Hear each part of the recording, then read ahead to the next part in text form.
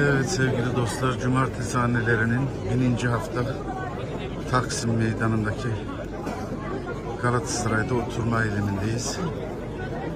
1000 haftadır anneler burada adalet arıyor. Bu sadece bir adalet arayışı eylemi değil, Türkiye, Kürdistan, dünya insanlığına verilen bir ders aslında. Özellikle egemenlere, ırkçılara, inkarcılara verilen bir insanlık dersi. Arkadaşlar, Birçok kuruluş var, birçok siyasal parti var ama asıl anneler var.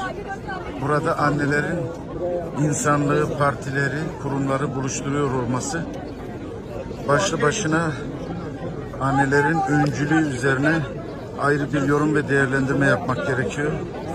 Bu ülkeyi, insanlığı aslında kadınlar ve anneler öncülük edecek, kurtaracak desek kesinlikle